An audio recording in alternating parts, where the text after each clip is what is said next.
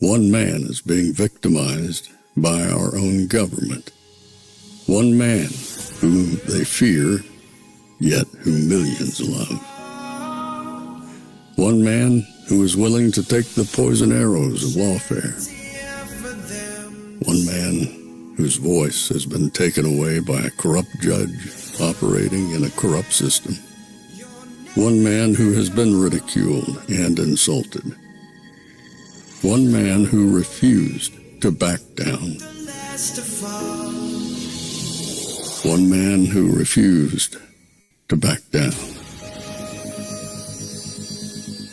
One man who refused to back down.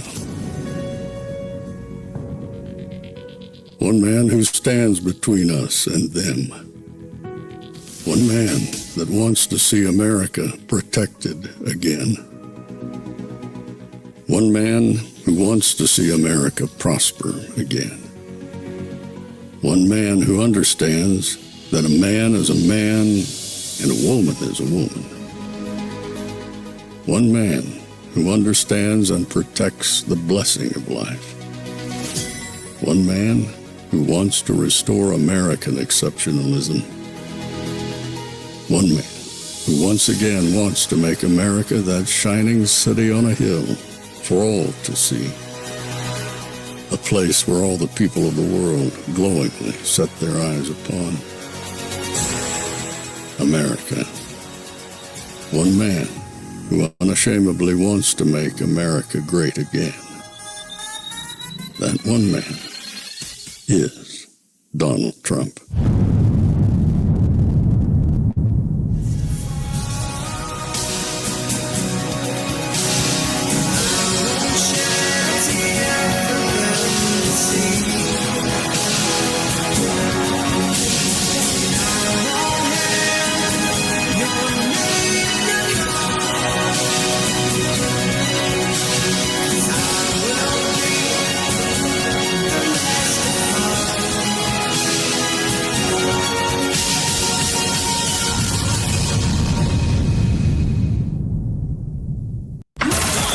This is Fanfare with Barry Cunningham. I need you to listen up. This is for all you American hating, freedom flopping, border blind, tax the damn middle class crybabies. That big beautiful bill just passed. And let me just go ahead and tell you all something. I ain't just supporting this bill. I am standing on this freaking bill like it's the freaking Constitution. And let's run it down real quick, since y'all are too busy crying over there instead of reading. First and foremost, permanent tax cuts for the middle class. You heard that right. Your money, your overtime, and your tip money is now yours again, not Uncle Joe's freaking piggy bank. Next thing, $50 billion to rural hospitals. So now you don't have to worry about old Mama passing away in the freaking waiting room while y'all are dumping billions into border jumpers. Child tax credits, up. Salt caps, raised. Small businesses relief are flowing like sweet tea in July. 10,000 new border agents. ICE is finally getting the help that they've been begging for. And that wall, oh honey, it's back and it's badder than ever. Ooh, let me tell you, the left right now, oh doggy, they are in full-blown emotional support glitter meltdown, okay? Because we are finally not prioritizing illegal immigrants anymore over our own damn people. Because y'all would rather fund full rides for people who broke the law than take care of our veterans who fought for your freaking freedom. And don't even get me started on how y'all would rather subsidize people who don't even belong here over our seniors who can't even afford their freaking insulin. And newsflash, that ain't compassion. That's insanity. And I'm done pretending like it makes freaking sense. This bill is America first. Not maybe, not sometimes, not when it's convenient. All day, every day. And if you don't like it, well, bless your little offended heart. Why don't you go grab your avocado toast and catch the next flight out to whatever borderless utopia that you're out here crying over. Meanwhile, us proud Americans, woo, buddy, we're taking our money back. We're protecting our borders, and we're standing by our vets, okay? We're going to do it loud, proud, and God blessing every freaking second of it. So, yeah, we're making America first again. And if that burns your little britches, good. Why don't you go sit on that little flame? I think I can end the show right there. She explained everything so eloquently. So eloquently. That's the attitude every single one of you should have. It's done in the Senate. It still has to get done in the House. But take the wins. Since this morning, I've been watching so many people on X either not understanding, trying not to understand, maybe following the wrong people, maybe all the above, that don't understand what just happened. And maybe people can wake up tonight. So if you could tell, I wanted that to set the mood because I want to have some fun tonight. I was up late last night, like most of you were up late last night. They were up early watching this entire thing unfold. And so now I'm a little bit tired, not hungry right now, but I just want to smile and have fun and be around happy people. People who are excited about what happened today and what's going to be happening, in my estimation, in the near future. So I'm going to break it down even further than what she said to you. But first, President Trump was on the plane coming home. Wait, is that the right one? No, that's the wrong one. Oh, I know what it is. It's this one. I got to click it here. Okay, so President Trump was on the plane coming back from Alcatraz, and let's listen to what he had to say.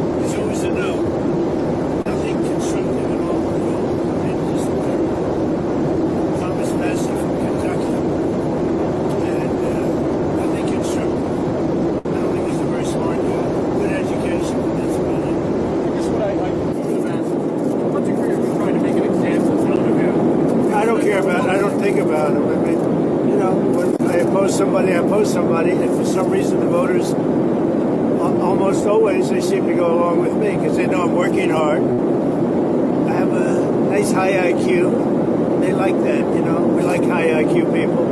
But they know I make good decisions. That's why we have that Trump was right about everything, right?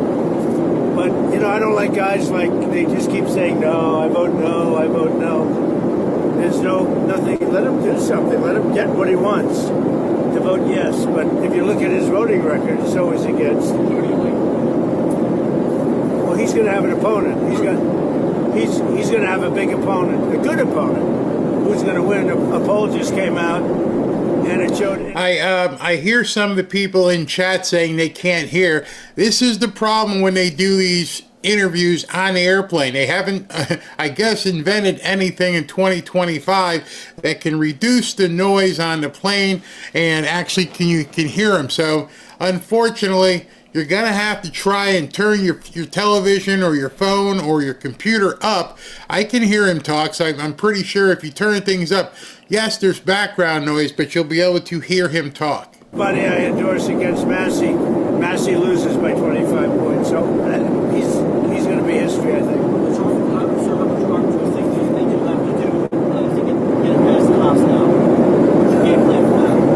I felt the Senate was going to be tougher than the House. We got there. We got pretty much what we wanted. It was it's an amazing package. It's the biggest bill ever passed if we get this done. Most of the people wanted 7 or 8 different bills. And I thought that was tougher because it'd be 100%, but then there'd be nothing. This bill has something for everybody by doing it this way. So we're happy about it. We're happy with the result. Well, they're going to ask for certain changes, probably. I don't know. I mean, I guess guess what would happen if that happens, you then have to run it past the Senate, so it never ends. I don't know if that's going to happen. Do you think it's still possible to get this done? I guess that's been done, right? On occasion, that will happen where they'll make a change and they'll get it passed, so it'll go pretty quickly. But I think the Senate was a very big move, and they worked very hard. I didn't get along with Tillis, and he resigned. That's good. That's a good thing. Run for that seat, sir. Somebody that would really be great is Laura. She grew up there, but they live in Florida. They have a very good life, and they're great people. She did fantastically running the RNC. She's even got a show it's like the #1 show, and Mark Levin is likewise. I mean, they have the #1, #2 show over the weekend. So she's done well. She's a great person, Laura Trump. I mean, that would always be my first choice, but she doesn't live there now. But she's there all the time. Her parents, and she really knows North Carolina well. And I won it 3 times. I don't know who the candidates are going to be. I think you're going to have one of the congressmen step up, and should do very well. So is she talking to you about it? No, not at all. It's so soon. I had it out with this guy 2 nights ago, and he resigned. Which I was happy about. He did us all a favor. Sir, you spent a lot of time with Secretary No today, obviously. Did you discuss with her at all? Okay, he's discussing what happened today and how to get rid of Thomas Massey and some of these people. So I understand it's kind of hard, but I want to play it because people can say, I see some people who say they can hear it. He's on an airplane. There's nothing I can do about it. This is what they posted. This is what I downloaded. And so we're just going to have to make our way through it. If you can't hear, I apologize for something I didn't do. But for the rest of us, because I can hear it in my headset.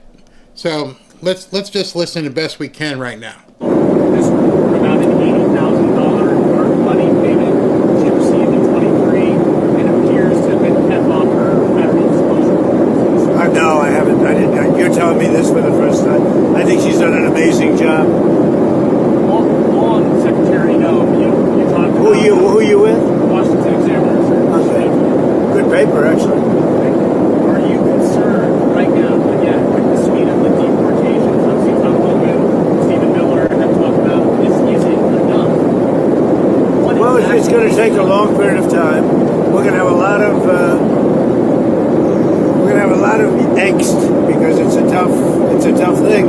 But no, I think they're doing an amazing job, and we're doing a lot of home deportations. We're doing a lot of deportations, self-deportations, where they come in and they deport, and then they want to come back into the country. And they can only come back into the country under no circumstances unless they go out the proper way. Otherwise, they're never coming back in. No, I think it's going very well. Look, Biden did us a tremendous disservice when he allowed this to happen to our country. And I always said it's the toughest thing. I had inflation, and I got rid of it. We don't have inflation. I had a bad economy, and we set a new stock market high today.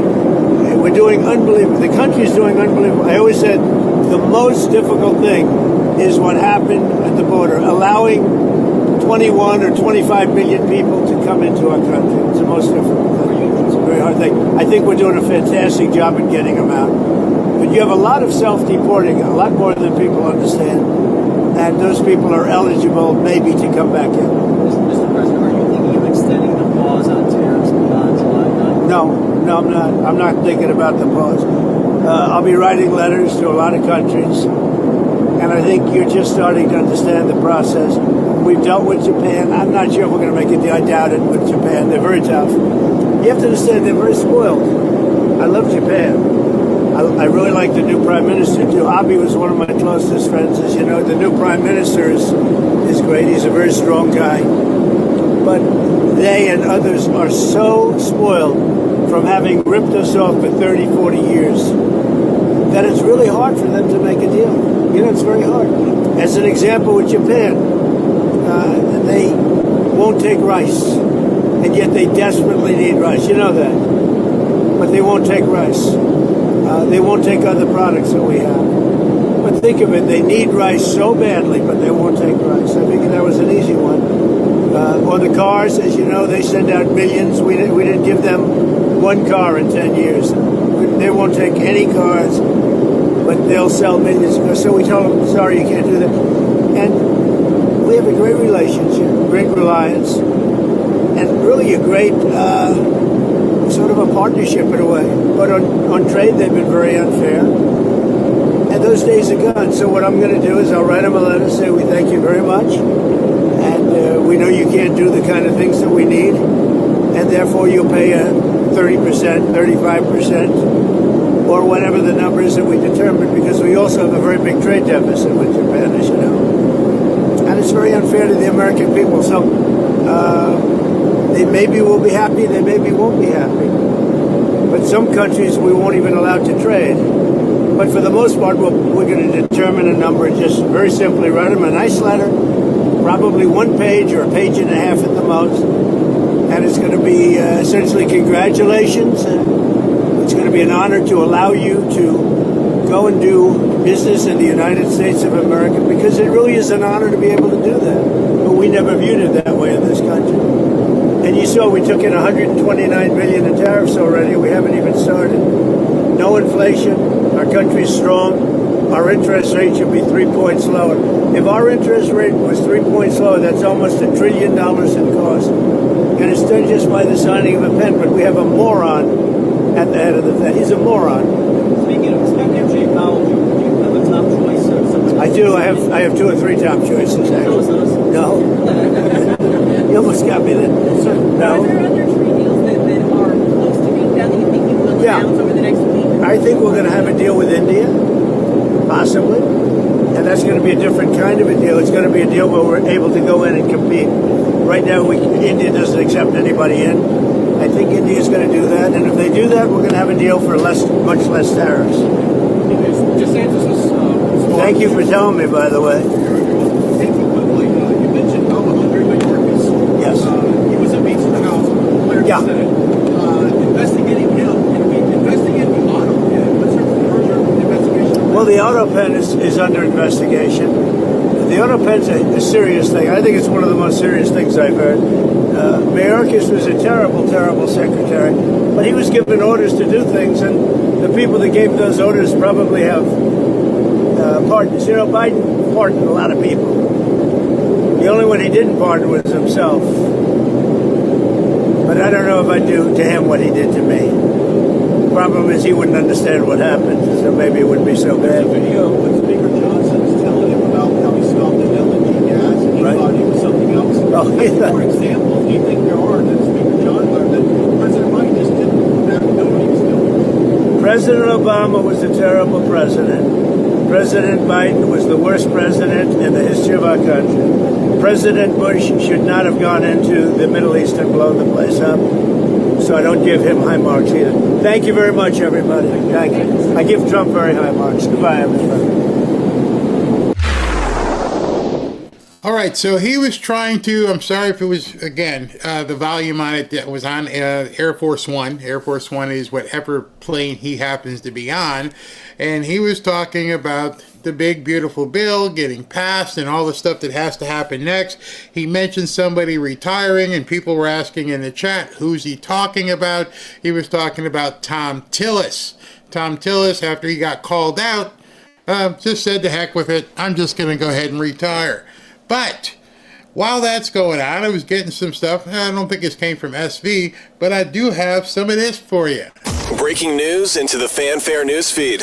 All right, so we got something to talk about here. President Trump has put out a Truth Social at about 6:30, about an hour ago. Not sure if you guys have seen this, but this Truth Social post that he put up is very, very important. Just stack it against the other wins we've seen today. More winning. My representatives had a long and productive meeting with the Israelis today on Gaza. Israel has agreed to the necessary conditions to finalize a 60-day ceasefire, during which time we will work with all parties to end the war. The Qataris, the Egyptians, who have worked very hard to help bring peace, will deliver this final proposal. I hope for the good of the Middle East that Hamas takes this deal, because it will not get better, it will only get worse. Thank you for your attention to this matter. So, it looks like he's being instrumental in ending the war with Israel and Gaza. So in a matter of a couple of weeks, President Trump has been a catalyst to end 2 wars that Israel's been fighting, Gaza and Iran. They should just shine up the Nobel Peace Prize, don't even have an election or vote on it, and just send it to Washington, D.C. at this point. There's nothing else to discuss. He owns it, absolutely, especially if he can get both wars complete. That's something to see. That would be simply amazing. All right, let's continue with what is this? Oops, I hit the wrong button. So give me a second, because I'm going to have to move this over so we can talk about it. Or what I could do right now, and it's perfect timing on this. 1 second here. Let me get my picture that's supposed to show. Okay, there we go. Let's go ahead and talk about this.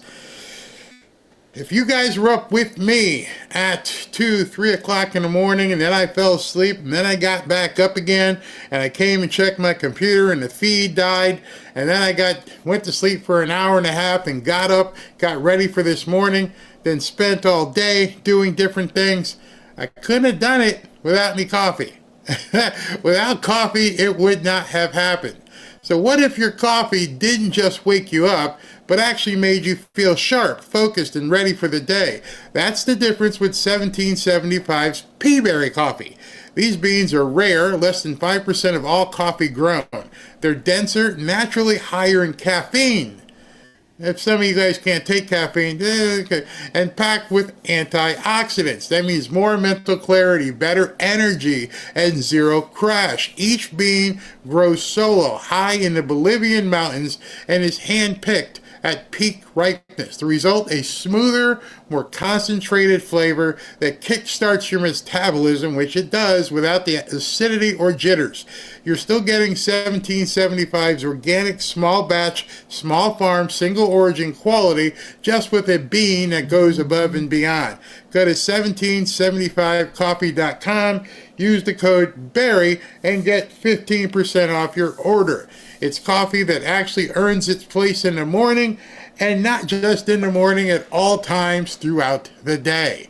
Because today was one of those days, people, and I think many of you probably experienced the same thing I did and just went, man, this is a lot. This is a whole lot for us to go through. And I just salute President Trump. If this guy can go for hours and hours and hours, then we should be able to, if younger, even older, should be doing the same thing.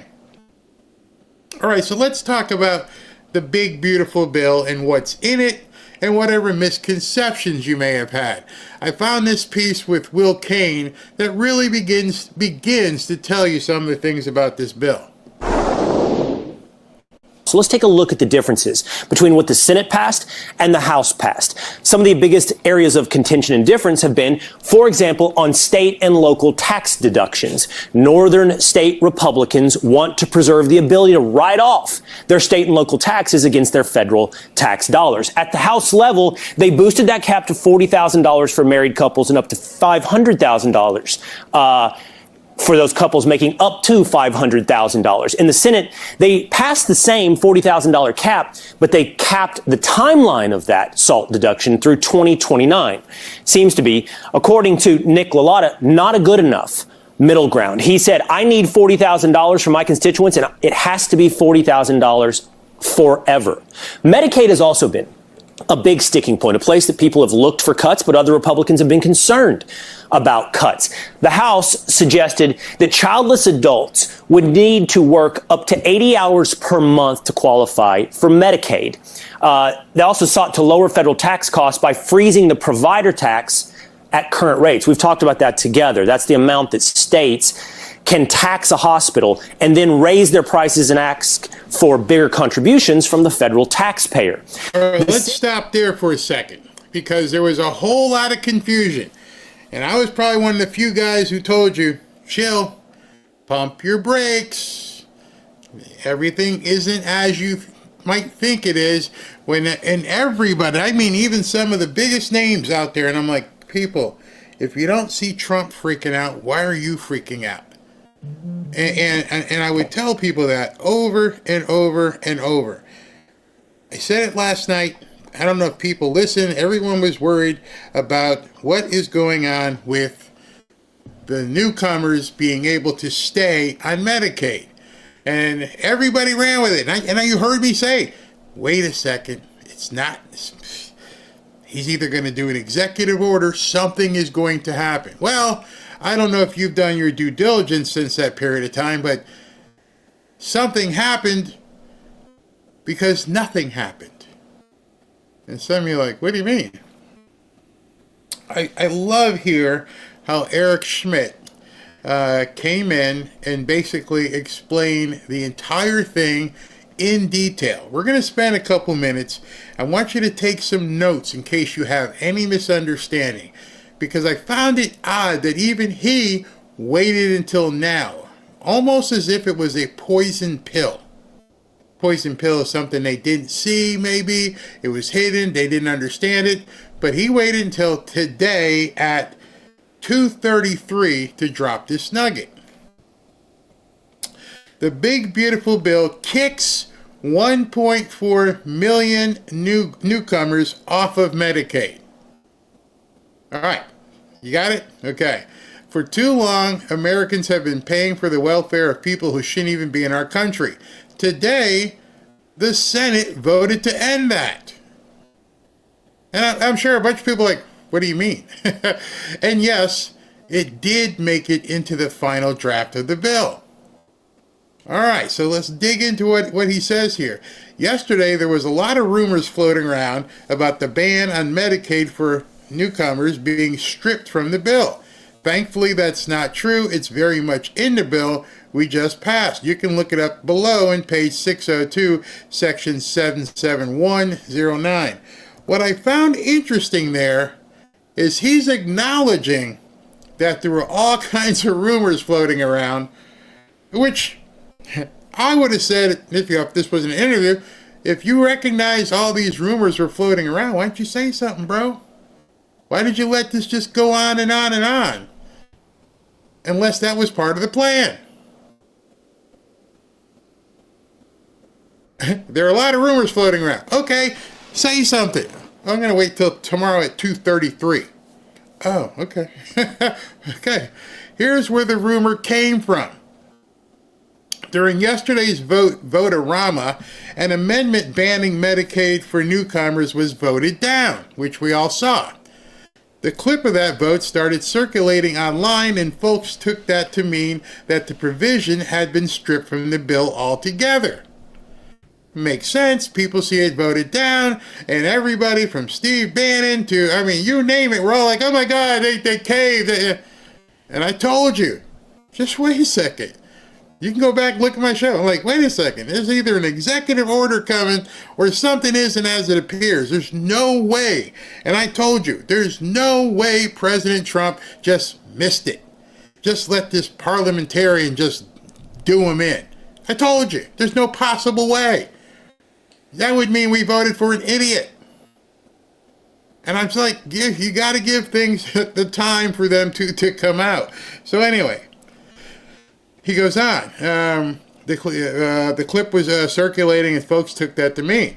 But that was just one of many messaging amendments designed to force the Democrats to vote against specific provisions. In this case, a ban on some Medicaid funding for newcomers who commit heinous crimes. They were able to get it on the record. It was meant to show the public how radical they are. So in other words, in essence, what they just did, they baited the Democrats. They're building in campaign videos. You're going to see it all next year when the people are running for 2026. That's what they did. They wanted to get these people on the record saying, no, we're not going to accept that. And they bid it hook, line, and sinker. All right. The ban itself was already in the bill. It was never taken out. What was the smokescreen about the parliamentarian? And it wasn't just a ban on some Medicaid for newcomers who commit heinous crimes. It applies to all Medicaid for all newcomers and most non-citizens generally. They're completely without Medicaid as soon as the House gets done doing what they got to do, once the president signs it. Next, the bill we passed actually goes much further beyond banning Medicaid for 1.4 million newcomers. It requires states to verify citizenship status before even providing coverage. It bans automatic Medicaid enrollment for children of newcomers. It excludes DACA from Medicaid. This is the second time in this show right now I could just say, that's it. You've gotten value right there. And some of you guys are probably going, what the hell happened?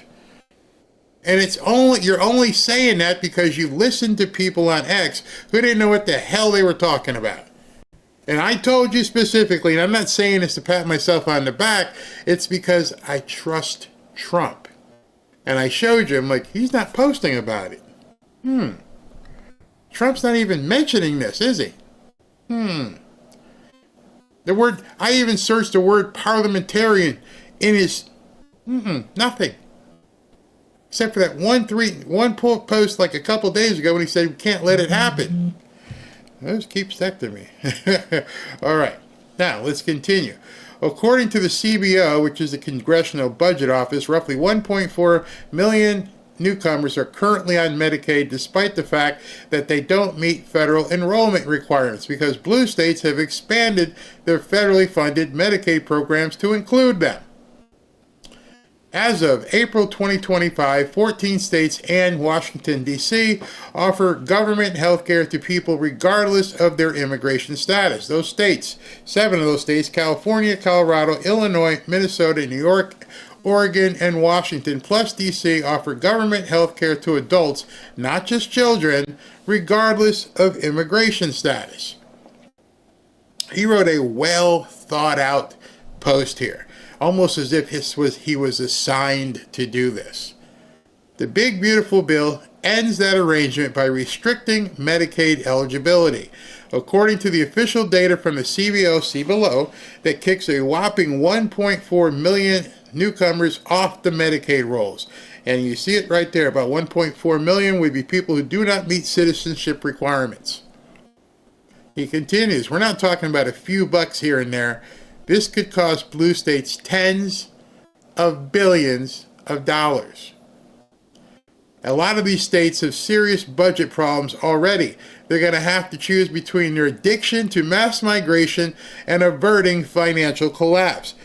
You can tell by the way that he wrote this out that they had to have had this planned. He didn't sit down and go, okay, let me address these rumors here at 2:33 this afternoon. Okay, let me go. This was well thought out. And a lot of people were freaking out. You saw them yesterday. You can just go look around. Maybe you were one of them. People got duped big time. That means, excuse me, that means the blue states are left with a choice. Either send your newcomers home or you're going to be paying those bills yourself. It's easy when you're doing it on the American taxpayer's dime. It's a lot tougher when it's all coming from your own constituents. So to reiterate, for the people, what did Rush used to say? For the people in Rio Linda. For the people in Rio Linda, the ban Medicaid for newcomers amendment failed because it didn't reach the 60-vote threshold, but the original ban was already in the bill. The bill that the Senate just passed. A massive victory for America First. I'm going to stop there and take some of your comments because you guys must be thinking to yourself, I have no idea what the hell just happened. And I'm pretty sure a lot of Democrats may have just said, what the hell did they do? Yeah, I completely trust my president. Something had to have been happening, and now you know. He said, "I said nothing. I have faith in Trump." This is making me thinking that, okay, good point here. All of this, what would you call it? Chicanery, deception. You're right. This is making me think that Elon and Trump may be up to something. I'm one of those people. I think by now, if you watch my videos, I'm one of those people, just wait and see here. What the heck is going on? We're watching a movie, and President Trump is the director at this point. And as these things fall in place, things happen, people in the news, people on X start talking about them, and then you're like, well, we didn't vote for that. I didn't vote for 1.4 million people to stay on Medicaid and pay for that over month after month after month. He knows that. He definitely knows that. So then for him to have done it would be to go against what all of us wanted. Which better make you think about the other thing I've been talking about.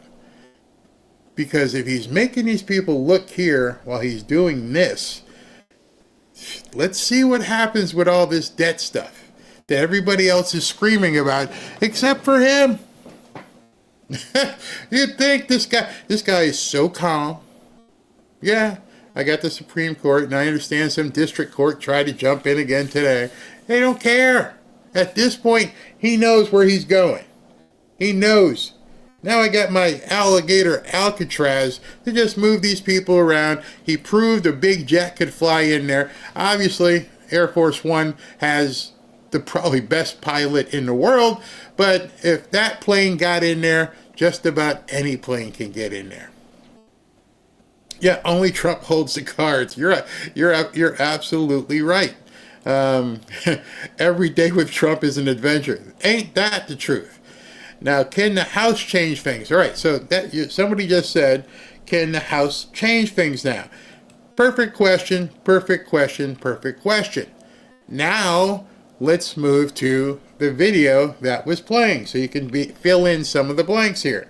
It changed the qualification on the work requirement for those that have children up to the age of 15, and it limited that Medicaid provider tax at 3.5% from 6%. A lot of people have been worried, for example, Senator Josh Hawley, about the effect on rural hospitals. So the Senate put together a $50 billion fund for rural hospitals. That number, by the way, doubled today. It started at $25 billion.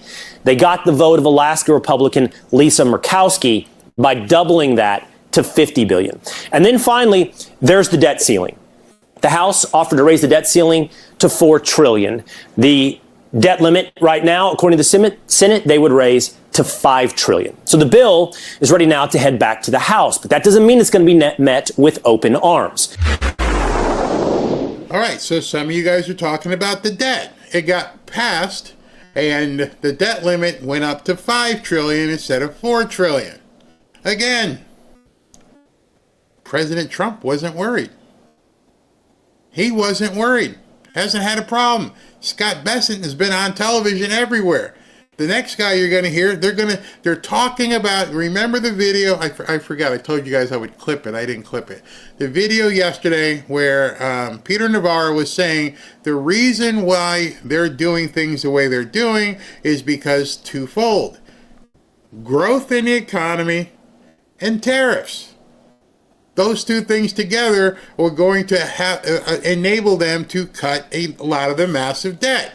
That and getting Jerome Powell off his butt and dropping interest rates. So they're already putting a plan in place to get rid of, Jerome Powell. So let's continue. Well, as we mentioned, the Senate passing the budget bill by the narrowest of margins. It was a tie-breaking vote from Vice President Vance. What this bill could mean in the long term for spending and debt and deficits and so much more. Joining us now from the White House in an exclusive interview is Russell Vought, Director of the Office of Management and Budget. And Director Vought, it's great to have you on Overtime. Welcome. Thanks for having me. So let's start with the fact that we did have one big, beautiful bill squeak through the Senate. It's going back to the House now. Can this bill get to President Trump's desk by the end of this week? How important is that deadline? I think so, and I think it's important to stay on the time frame that the president has put forward. We made a lot of progress this week in the Senate, and we're looking forward to having ongoing conversations with conservatives in the House and others to get this thing done this week and to get it to the president's desk. The Senate version of this bill changes the math on cuts versus spending. How are you calculating that, especially when folks like the Committee for Responsible Federal Budget are saying that this is going to add over $4 trillion to the national debt through 2034, which would be $1 trillion more than the House-passed bill?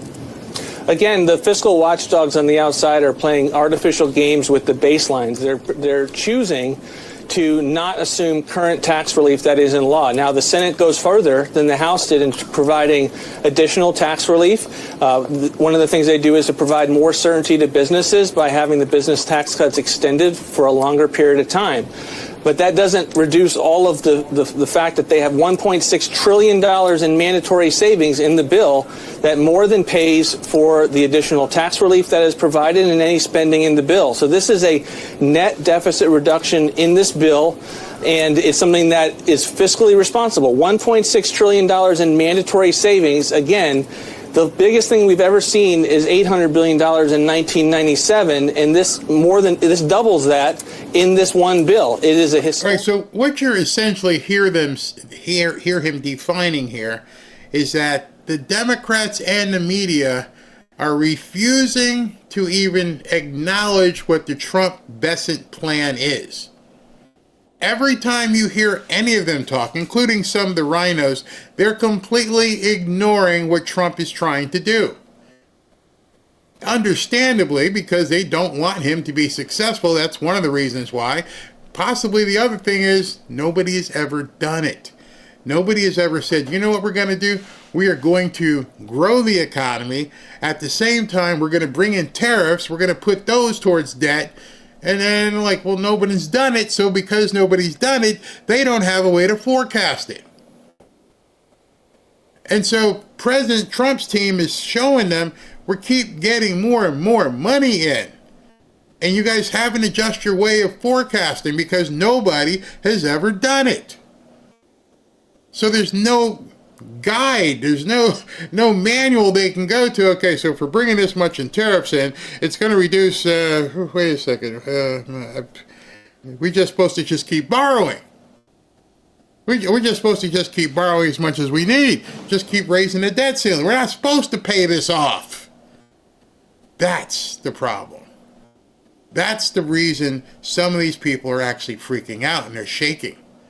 Because if somebody has found out, whether it's Roosevelt, whether it's Scott Bessent or Howard Lutnick, if somebody has figured out, you know what, we got a way to turn this down.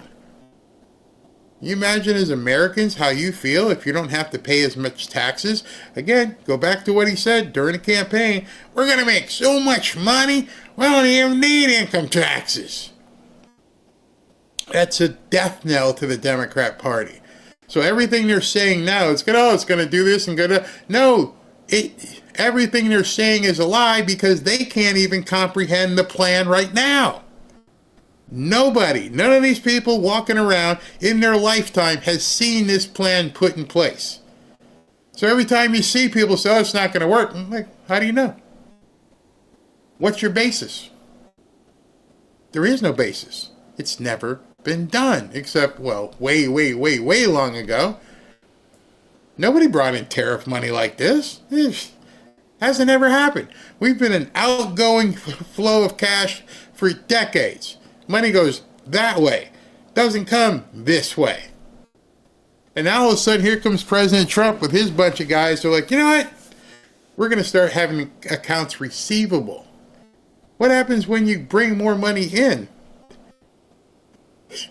So they don't have anything to compare it to. Bill, it has all of the things that the president ran on. We need to get it to the president's desk. So Elon Musk has been very critical, continues to be critical of this bill. I think escalating rhetoric aside, be it the subsidies or new political parties, et cetera, his fundamental criticism has been that this bill is going to balloon the deficit and increase the debt. Some of the holdouts we've seen, Republican lawmakers in both houses, have been making similar arguments as well. I realize you just talked about $1.6 trillion in cuts, but how do you respond to those folks? Again, I would just continue to point out the degree to which this bill has deficit reduction and historic mandatory savings, regardless of what the other things that are in the bill, border security, defense spending, historic tax relief. This is an incredible bill as it pertains to just fiscal responsibility, and this isn't a budget bill. This is the entirety of the first year's agenda on behalf of the president. So this is an enormous step forward. We haven't had anything like this for 30 years. So foreign to these people. Even the woman on CNBC, they can't score it. Understand what they keep responding to these people. He just told her, we haven't seen this in 30 years. These people were babies. They weren't alive. They don't know what to compare it to. And so when you hear that, which washes over most people, even her, as she was talking, what makes you think? Well, it's pretty simple, isn't it, honey? I don't mean to disrespect you, but if we curtail spending and we bring in more money and the economy grows, you went to economic school, what happens? And they're relying on producers and everybody else who don't get it. They're not understanding the parts of this economy and what Trump is trying to do. And so you have to begin thinking of it, because that well thought out video that yesterday Peter Navarro put out, light bulbs should have went off. It's not going off in the media. They don't have any idea what the hell is going on. Most of them are basically financially illiterate anyway. They get paid to talk on panels and do stuff with teleprompters, and then they go to happy hour. They're not economists. These guys, Scott Bessent, Russ Vought, these guys are the actual tinkerers. They're the ones who are using and twinkering the bolts. The guys on TV are just talking blah blah blah blah blah blah blah. I don't think so. I don't know. I'm not sure what's going on. And why is it just white people and rich people? This is so far over their head, and I'm trying to bring it down so, I'm not trying to insult you, but so that you can have a discussion with people and ask them those quick salient points. It's very simple. Just bring it down to their own financial. Hey, listen, what happens if you get a better job? Well, I make some more money. Yeah. And then what happens if your wife gets a better job? Well, then she makes more money. So whatever your debt was before is going to reduce if the two of you are making more money, correct? As long as we don't go spend it. Oh, that's right. We're going to put a cap on spending so that you can't say, hey, I got some extra money here. Hey, honey, let's go to Europe. You don't run your house that way. Just because you get a little extra cash doesn't mean you get out there and blow it. And that's how the thing is working. It's like, okay, we're going to drive growth. We're going to make more money. We're going to put spending. We're going to lock it in. So we're not going to go crazy with the new money that we're just bringing in. And then we're going to have Fred, the next door neighbor, and Joe, the guy who borrows your car, have them pay to lower your debt. Many of you guys know I've been involved in real estate for quite some time. There's this term called house hacking. Many people don't know it, but let me just tell you what house hacking is. If you want to get started in real estate and you were younger, best place to do it would be to buy a duplex or maybe even a triplex. Why? Because whatever your mortgage is, the two people that you rent apartments to in your triplex or your duplex, they're your tariffs. See, the bank says, hey, Jill, I'm going to give you the mortgage for this triplex. You're going to pay me $1,000 a month as your mortgage. You're like, got it. All right. Now I got 3 apartments here. Okay. I need to get me some tariffs. So I'm going to put this guy in apartment number 1, and I'm going to put this guy in apartment number 2. He's going to pay me $600 a month, and he's going to pay me $600 a month, and my tariffs just gave me $1,200 a month. That's going to pay for the debt that I owe the bank. And I'm using numbers that you guys, just make it easy. But that's what house hacking is. So I get to live free. I get to bank my money, do what I need to do, and these people who I'm charging tariffs, i.e. rent, are paying for everything. These people in economics, or at least on the television show of the economics, don't seem to understand this. It is completely foreign to them because nobody's explained it to them. Maybe they've never been in a position where they're collecting money from more than one source. Most people get a paycheck. That's it. That's it. I bet you, I can't guess what percentage of America just gets a paycheck. Now, there's another section of America who gets a paycheck, and because they've invested, they get interest dividends, and they may have a CD where they collect, and now they're getting income from a whole bunch of different sources. And then if they rent a property out, then they're getting rent from them too. They have figured out what President Trump is trying to do. Maintain your balance your books, increase your income, get you a better job, and then have other people give you money. You guys understand that? I literally just tried to draw you a scenario, but it actually is true. Put $1.6 trillion in mandatory savings for the first time since the 1990s, and somehow this doesn't move the ball forward. We've had futility in this town for decades. This bill changes that. All right, so this is where somebody doesn't get it. I don't mean to embarrass anybody, but this guy's either a troll or he just doesn't get it.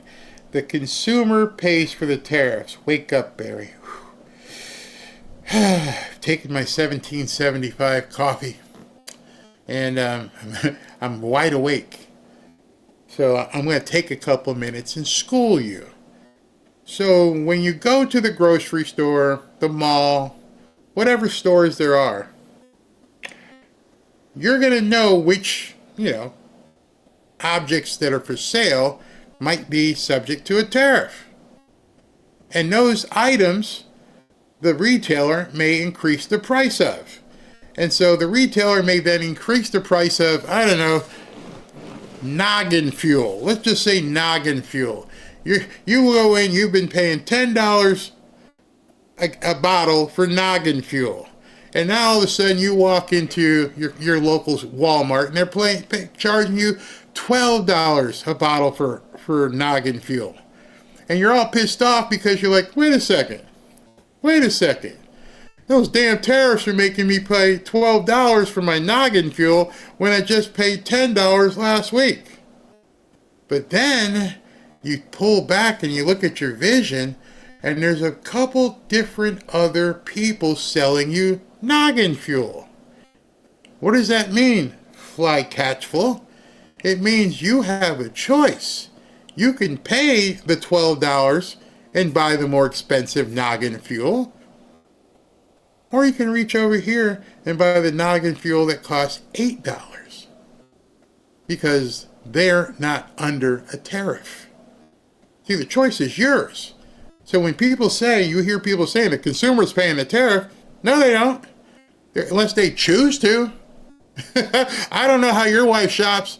I know if my wife goes in and she looks at something that she normally buys and it's too expensive, or she feels like she's being gigged, she'll just buy something else. Or, God forbid, there's another thing you can do. Just don't buy it. Because nobody is taking your arm and twisting it behind your back and saying, you better buy this thing that's more expensive because for a tariff. No, I just won't buy it. I don't understand why people don't get that. You've got options. Buy it, pay the tariff, higher price, buy a competitive brand that's less expensive, or just not buy it. Instead of buying noggin fuel, look at brain salad or something. I gotta believe you're a troll. Either that or nobody's ever explained to you how arithmetic works. It's very simple. It's very simple. There are like I've said this many times, there are very few things in a grocery store that are irreplaceable for me. I cannot change. And the only thing for me that really feels that way, and you guys can put that in the chat as I go to break, because I got to bring on Sam Anthony. Put what in the grocery store, when you go in, all bets are off. I have to have this product. Mine is Heinz ketchup. I don't like catsup. I don't like the store brand ketchup. I like Heinz, and I will not buy anything else. So if Heinz ever raised their price, I'm making a personal choice to buy the more expensive Heinz ketchup. Although, my wife and I did go to a Jewish delicatessen over the weekend that makes organic ketchup, and it's more expensive, but it's effing fantastic. And so Heinz, you might be usurped. You might have to move out of first place, and I'm going to buy the ketchup from the Jewish deli. It's amazing. But then again, what I'm telling you is it's your choice. So I'm going to go to a break, and then we're going to bring on Sam Anthony from Your News, and I'll be right back.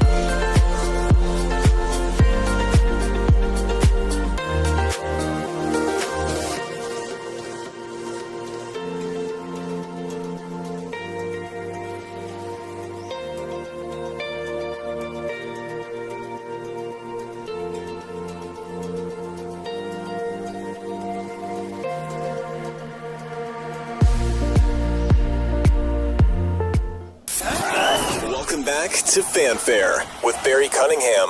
All right, so I'm about to bring on Sam Anthony from Your News. Sam, can you hear me? How's your microphone working?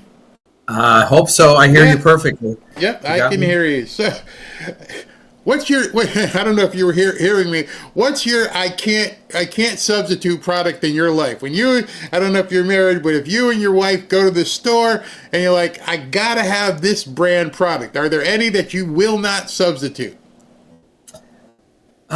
Yeah, I will tell you there are. And, if they jack the price up, it's my decision, but I'll probably buy it because that's the one I want. Yours was the ketchup, right? Heinz ketchup is your ketchup. So, of course, I get it. And so that's everybody's the same way, though. Yeah. I mean, you got something you like, you stick with it. Even if you got to pay, you bitch and moan about it, but you still pay for it. Yeah, that's how it works. But long as you have that choice, and that's the part where I think a lot of people get the disconnect is like there's nobody twisting your arm to buy it. So tell everybody what yournews.com is. We're a hyper local news platform. So my website would look like the Miami Herald or the Chicago Tribune or the LA Times, but I'm in every city in the United States. So wow. I'm nationwide by zip code. We allow the public to interact and contribute to the narrative locally. We have a monetization model for news reporters where they can write a story about the local high school football game or the bank robbery, the car crash, or the city council meeting. They could submit it to us. We could publish content to a city, county, market, state, regional, or national. So I believe you're in Florida, right? So am I.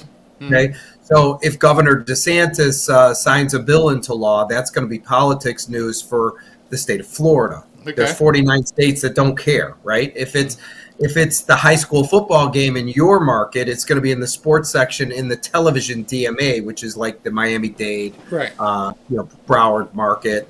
And then, you know, obviously if it's the Monday Night Football game, it's national. So it's all about distribution of information. And Barry, I know this is the first time we spoke, so it's great to meet you. I'm glad that you're having me on your show. Excited to be here. Ultimately, at the end of the day, the legacy media is not going to survive. You can surmise whatever it is that you want, but I know the reason why they're going out of business has nothing to do with lying. But that sped out the process. It's really. Did you see the age demographic that came out from Adweek? It was on the it was on cable news. The age now. First of all, the numbers for first quarter were horrible for for network news. But what really stood out to me was that age demographic that's 25 to 54, which represents like a third of the population, like 120 or 30 million people.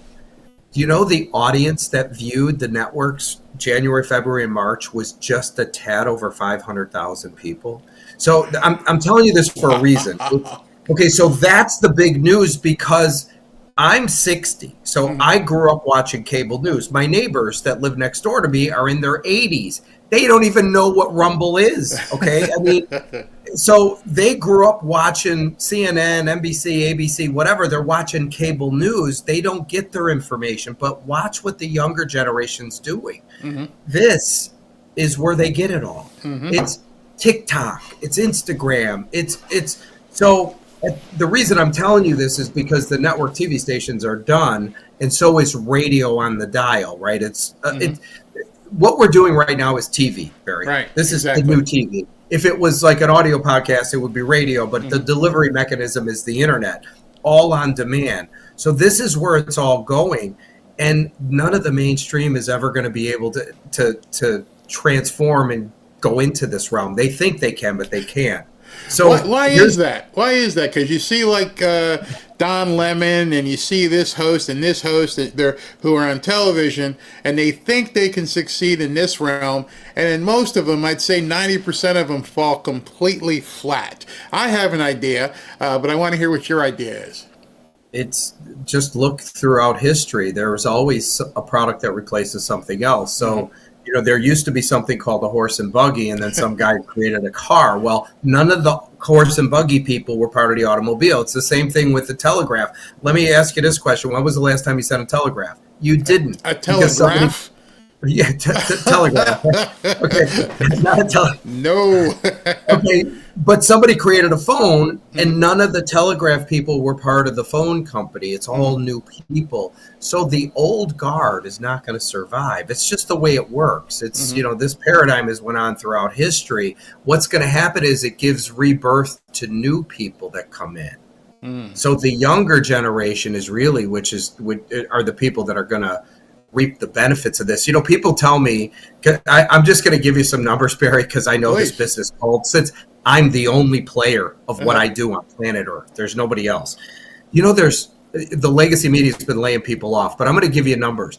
There's about, on LinkedIn Navigator, I remember when the people calling themselves freelancers, which means they were out of work, right? They weren't for a job. There was around 10 years ago, it was about 50 or 60,000. You know that number's 500,000 now, Barry? Wow. Okay. Do you know their student journalists coming out of school, right? Nobody's hiring. They come to me. There's 170,000 of them. It's like my business right now is like fishing without a fishing pole or bait. They just jump in the boat, okay? Because I'm just the only person here, okay? And so what I do is I monetize them. So I have a monetization model like YouTube. So I take somebody who writes a story about the high school football game or the bank robbery, the car crash, anywhere. Doesn't matter. We publish it. They share that on their social media pages to the people that follow them. Yeah. We sell the ads for them. When they consume the content, the article gets clicked. Right. They share in the ad revenue. That's very smart. Very smart. But I could, because there's 20,000 cities, and I'm very, call it broad in scope, because I have everything from home and garden to food and wine to faith to travel. I have hockey, soccer, basketball, auto racing. I have people that do strictly auto racing news. Wow. And so it's so broad in scope that if I only had 5 people a city, you're talking 100,000 news reporters. I can assure you, Miami's going to need more than 5 people. Okay? So, I mean, what kind of data do you compile? Are you able? Obviously, you're getting the click data. You're able to see basically. You don't get names, but you can get age group. You get location. Are you getting affinity and interest, things of that nature? we get the data that we collect. When you logged in, your provider tells us where you live. If you block it, you put in your zip code, it takes you to that city. So now I know where you live. Now, the purpose of that is if you're a small business owner, you want to target an ad to people that are reading, I don't know, the sports section in one zip code or something like that. We can serve an ad right down to one zip code around a specific type of content. That's how granular it is. So the people that receive the data would be the advertisers because they want to know how many times their ads were seen. But now Barry, there's two types of content. You have the non-monetized, which are PR firms and nonprofits who are sending press releases to the media. Right. I'm news organizations aggregated. I'm an aggregator. So those people, we publish content all over the United States, and it's everything from, some event that's happening to, some. Some people have. I'm just trying to think off the top of my head. They have like art and culture stuff, like auctions, for antiques in Connecticut or in Reno or something like that. So everything from that. But then just in the last 6 or 7 months, I've picked up over 800 news reporters. I bet so. And so I want to get into that because now everybody knows what you do, and everybody knows now you got the writers, and they also know you have data. What are you seeing different than what the news reports in regards to like the big, beautiful bill? Well, the news that's coming in for us comes in from our outside contributors. Okay. Mm-hmm. So we have all the national news. 99% of my content's local news. I'm just letting you know. But we still have all the national news.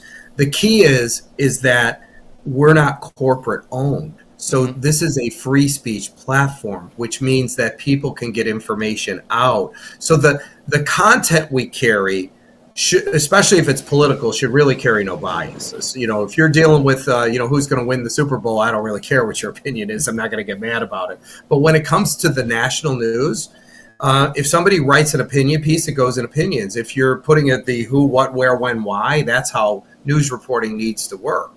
So it just depends on how you write it. But the content we have is actual real news reporting the news as is. It's not coming from corporate, which they're reading off of the teleprompter. Right. This is real news from real people. So how are you seeing? How are you seeing, like in terms of response and engagement? And what's the other thing? The other term I can remember. What's the term with people like something or they don't like something? I forget right now. But what are you seeing in terms of the reaction about like even today's big news with the big beautiful bill? Well, it passed the Senate, right? So, there's a lot of people that are certainly happy about that. I was happy about it simply because, I'm cheering for it. I'm knock on wood. I'm not a big fan of the debt. Okay. So I understand why Musk is pissed. I understand why Rand Paul didn't vote for it. It's because they just don't want any more debt. What my concerns on this would be, what's his name? Scott Bessent, is that his name? The guy that runs the Treasury. Right. So did you hear him today where he was talking to somebody from Fox and they said Elon Musk is upset and he says, I respect Elon and I think he could shoot rockets in the air. Great. And I respect him for it. Leave the money to me. Right. So, there's some people out there that are really smart. So what they're saying is this is going to grow the revenues to like $4 trillion a year additional. If that's the case, then this was a brilliant move because basically you have to spend money to make money. Right. Everybody knows that. So yeah, I on my platform, there's a lot of people come to me because they're disgusted with the mainstream media. Right. And so we're producing content that's unbiased, and that's why they come to me. They like it. Well, I understand it may be overall unbiased, but I'm trying to dig in. Do you have any data that actually shows sentiment? Was the word I was trying to come with? No, you don't have sentiment data. No, that we got to get later. So we're in our building phase, but I know what you're talking about. I would love to have stuff like that because then you could get the feel for people. Like I used to have where people could comment on articles, but then it got so nasty that I turned it off. But I liked it because I think there should be engagement. Yeah. It just sometimes it gets out of hand, and you're like, you know what, this just gets ridiculous. But at some point, we'll bring that back, Barry. You gotta. Yeah, I mean, when I used to do a lot of Facebook advertising back in the day, that was usually like one of the biggest metrics I would get from the Facebook algorithm was sentiment, because then I could tell which content resonated with which audience, and I could run ads according to what somebody said they want, and really dig in. I mean, and when I've told people in the past what kind of information is available for you when you dig in on some of these platforms, it's kind of scary. So I know a lot of people here, they're worried about where they go and their privacy. If they go to your news, what kind of stuff what kind of stuff are you collecting? We don't collect anything, so Okay. it doesn't cost anything. The only thing we know is an IP logged in. Right. If you block it, which people do in the world that I'm in, everybody uses Proton Mail, and they're all hiding their identity. The only thing you got to do is put in your zip code, so at least I could serve the local content that's relevant to your market. But other than that, we don't track what you do.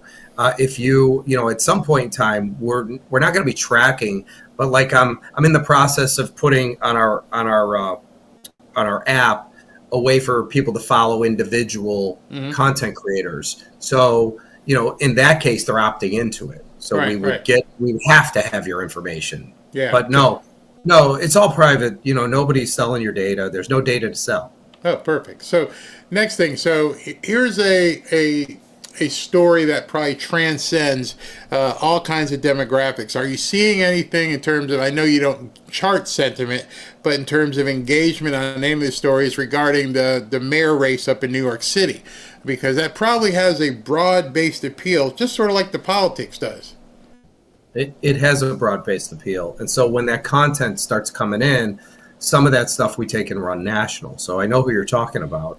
But I do know that the audience that we have is kind of disgusted with, I forget that gentleman's name, it's just ridiculous. Zorhan. Whatever, I don't even know how to pronounce it. But, nobody really likes him. I don't even know if anybody in New York likes him, except maybe the younger crowd, because they don't want to go to work. But, the guy he's not even socialist. He's really a communist. I mean, he wants to start his own grocery stores or, control. What did he say? I actually wrote this down. Hold on. He wants to control the grocery stores, and he wants to do away with all billionaires. Seize private industry was exactly the words he wants to say. So explain how that works.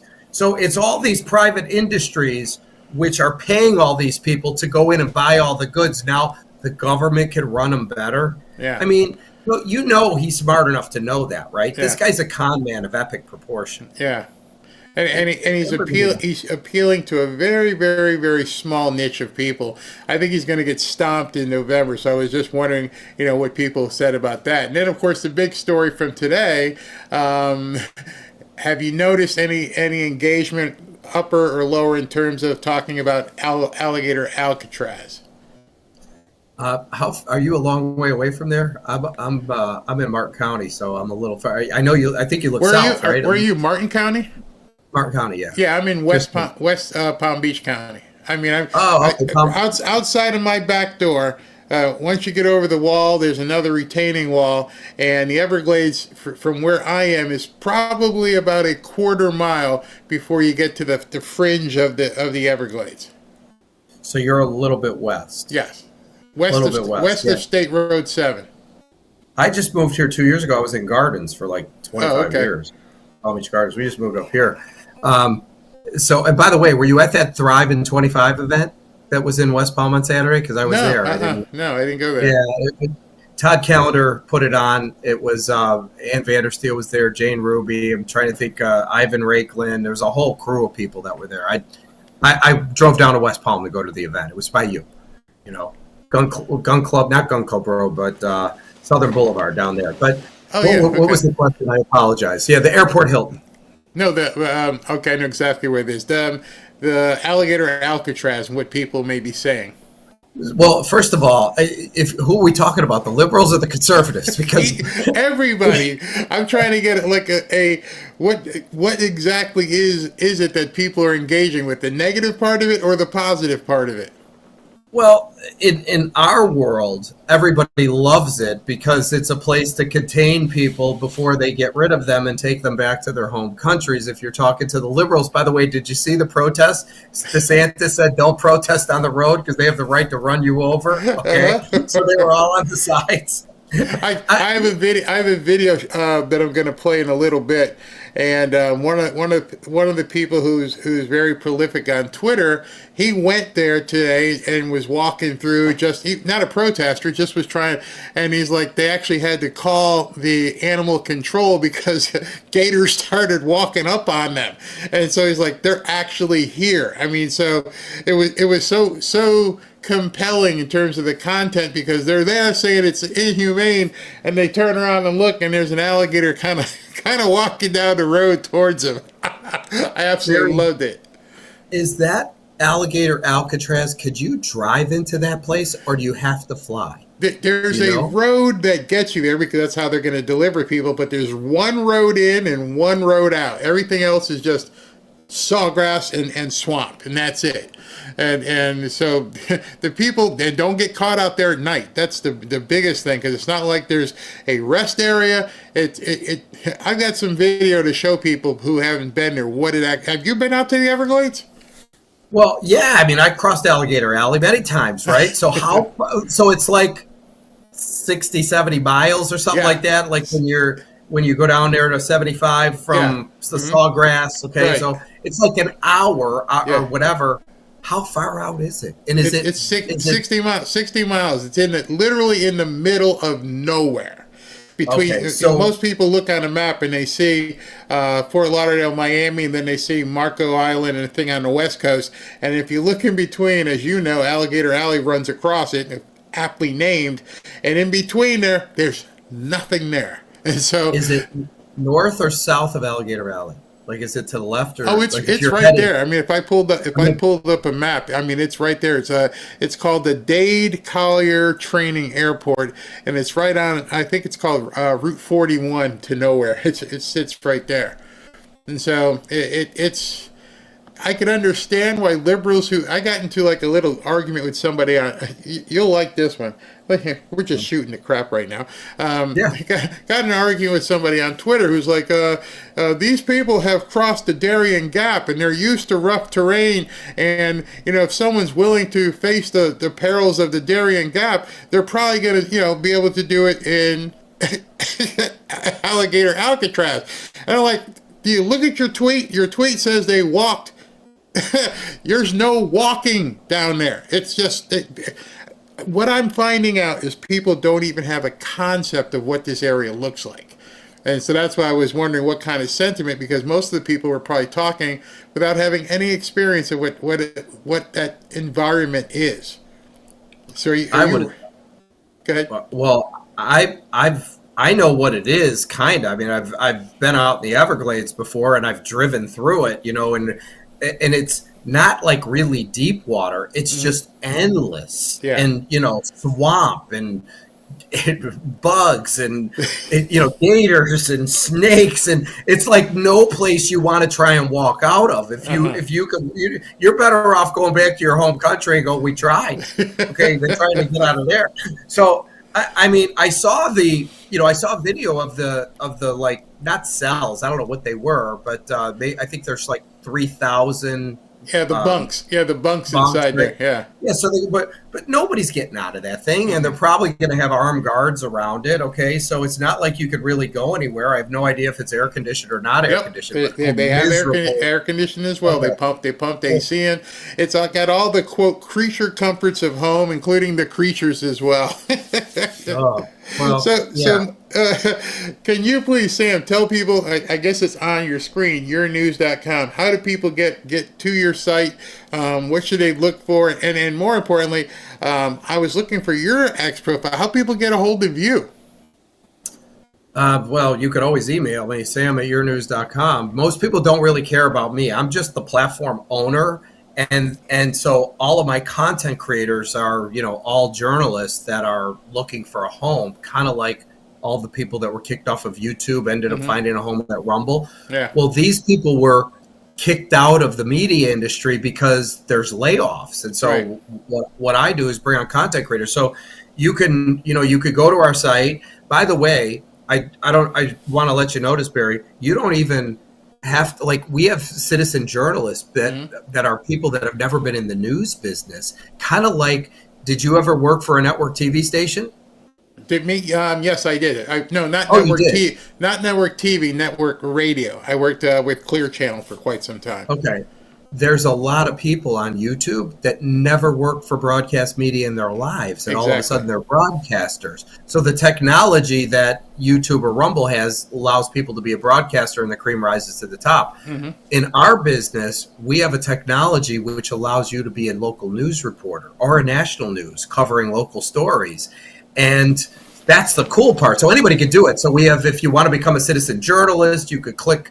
You go to your news, you go to the bottom of the page, become a citizen journalist, and you fill out an application. It comes to us. Once we activate you, you're now a local news reporter. And if you're already at the city council meeting or the high school football game, why not start reporting on it, right? So this is going to spawn a whole new different group of people that have never been in the industry. And not for another people says, well, I never did it before. I'm like, do you ever watch mainstream media? I mean, they didn't set the bar too high. All you got to do is tell the truth. Okay. Sam, this is specifically why I had you on, because people are probably wondering, why did you bring Sam on? It's because it's for this audience. You guys, wherever you're sitting, you don't have to be CNN, watch CNN. You can be CNN. You can, with something like what Sam offers, with X, with YouTube, I want you to understand you have so much opportunity to get the word out. And so if you were to go to your news, and just again, there's no cost, right? No, we pay you. Okay, it's based on your viewership on your article, just like YouTube. You make more money if 1,000 people see it than if one person sees it. Right. So as you write stories, you build your social media up and you share that stuff out on your social media, and you become the next news reporter. So the person that would really want to do this, Barry, would be somebody like a soccer mom. It's already proactive in the community, or a soccer dad, it doesn't matter, that already goes to the city council meetings that people trust. And all of a sudden he goes, you know what, screw this. I'm here. I'm going to write a story about it. And then they share it to the community, because not everybody can be there. Bingo. And that's what news reporting is. It's telling people here's what I was there. Here's what happened. Exactly. And that's a news reporter. So the cream will rise to the top, and the scale with me. Because here's what I want your audience to understand, and you. The legacy media is not going to survive. Barry, what I do will completely replace the legacy media. So I'm a platform that aggregates, like you should be on my platform. I have hundreds of political podcasters that are submitting their content from Rumble, and they use the embed code, and it opens them up to a broader audience, because there's only two things content creators want. Eyeballs. Distribution, eyeballs, and monetization. Exactly. That's all I provide. But now I've got to the point where I've got 5,000 content creators, right? And as we keep scaling, by the end of this year, I want to add another 5,000. And then by next year, I want to add another 20,000. So you're starting to expand and grow. And so the bigger I get, the more content coming in, the bigger your audience grows. The bigger the audience grows, the more ad revenue it attracts. Yeah. It's just that simple. So as the legacy media goes away, all I'm doing is coming in underneath them. Yeah. So it's big in scope. Well, Sam, I wanted to get you on so I could talk to as many people as possible and let them know. Get started. 2026 isn't that far away. It's free. Get your feet wet. You've got your X following. You got your Facebook. Just put as many of these assets in place as possible and get the word out, because, as Sam has said, you're going to usurp the regular media. These people don't know what the hell they're talking about. Sam, thank you very much for coming on. Love to have. I'm telling you, you're going to get some people from here that are going to hit you up. So be ready. Even if it's just as a reader. I mean, not everybody wants to be a news reporter. You don't have to. I mean, we do local and national news all over the United States, and I'm expanding and growing. So, we get. How do I put this? Sam, here's the idea behind it. what you just said is very important. Go there and read something. Because as you read something, what should go click off in the back of your head, say, because there's people like, well, I can't do video. But if you read something like, well, I could do that. I can actually write. What's like the average word count for an article on your site? Well, local stories are usually 3 or 4 paragraphs, but some of the content that's being produced, the local stuff's quick, the bank robbery, the car crash. But then you have other stuff like you have like investigative journalists or people that are producing bigger content. I have news organizations like Restoration News, and sometimes these guys come out with these articles that are much longer, but I'm distribution for them. Okay? Because my website, I'm a public utility, for God's sake. People are submitting content and driving traffic, so they want my traffic. Right. Well, so I'm looking in the chat here, and people are definitely talking about. Thank you, Sam. They are going to get in touch with you. So, thank you for that. And I'll have Ashley get a hold of you when she gets back on vacation. And let me know how it goes. How many people engage with you and sign up? Because I'm trying to encourage people to get active. That's the big thing. Thank you very much for your time. Good luck. And if you keep going these events, you go to Club 47 at all? Yeah, I go there all the time. I was at like the last 3 events I think I was at. Okay, yeah. We'll run into you. Thank you very much. All right, Barry. Thank you. See ya. Bye. All right, everybody. Yeah, surprised you there. I surprised you because I'm trying to get you guys enthusiastic about not necessarily getting off the couch, but getting your fingers out there and spreading the word and start training for 2026. And nobody can stop you. And again, it's free. Doesn't cost you a dime, and you might make a couple bucks. Who knows? So if you go to yournews.com and go down to the bottom and click a button, and it says, if you want to join, not just subscribe, but actually join and write something. Who knows? What you could be the next big writer. You got to go for it. You absolutely have to go for it. All right, so here's what we're going to do. Let me finish with this video before we jump over to Rumble. But I can show you the Rumble jump over information if you'd like to begin getting ready. Go to that site right there. Actually, don't go there yet. I've got to configure the link. So let's go ahead and continue with this video, and then we'll jump over there. All right, let's go. One of the things that Congress is doing now is passing the One Big Beautiful Bill. I'm sure you've probably heard of it. And it's like all the components. Why does that matter to the American people? And I will say the One Big Beautiful Bill equals one big beautiful workforce, because we can keep more money in hardworking Americans' pockets. That's important to them, right? They work hard for their money. They want to keep more of it. You can imagine if we could expand. One of the things in the bill is Pell Grant. A lot of students need Pell Grant, or at least assistance in going to school. One of the things we can do is assist those students in getting Pell Grants for a 2-year degree or a 4-year degree. Not everybody's going to go to 4 years. So they want to do it, certificate-based. So that's important in this bill. Keeping more of your hard-earned dollars. No tax on ticks. No tax on overtime. No tax on Social Security. When the American worker sees that the president is doing this for them in this bill, the greatest tax cut in American history. Can you imagine what that can do to spawn the economy? So when I'm out here and I'm talking to all these families and they're excited about it, and I look at you, a young man. It makes people want to work for it. That's right. Want to work for it. And people like being in the workforce. When, they're not getting taxed, they're not getting their money taken away. It's great. Yeah, that's exactly right. Well, how old are you? I'm 18. You're 18 years old. You've been interning now for how long here at this company? Around a year, and I just started up full-time 2 weeks ago. Well, Americans should be proud. At least I'm proud to know you. Thank you. Sutton Johnston, what a name. Your mom must, 2 boys. Yep. That's awesome. Well, thank you for doing what you're doing. Keep up the good work. We're going to go tell your story, and we're going to make sure the president knows that you guys are. Thank you so much. I appreciate it. Of course. Thank you. I love that you're watching somebody, a young man with a beaming smile, as now a part of the workforce and probably going to make some really good money. Love it. Absolutely love it. That's, I forget her full name, but she's the Secretary of Labor. And unlike Obama's Secretary of Labor and Biden's Secretary of Labor, who all they did is just promote people to not work, she's out there in the field encouraging young people to get a flipping job. Don't be a loser. Don't sit there and suck off the teat of the government. Do something. Don't be a social activist. That's a loser. You're not going to make any money. Being in Antifa ain't going to get your bills paid. Sorry. Now listen to this guy has some advice for Elon. Do you think Elon Musk is wrong about it? Well, the big beautiful bill is not merely a good bill, it's a great bill. You take President Trump's campaign promises, think about it, deliver tax relief for working families, no tax on tips, no tax on overtime, delivering tax relief for seniors. That benefits hardworking Americans all over this country. That's in the big beautiful bill.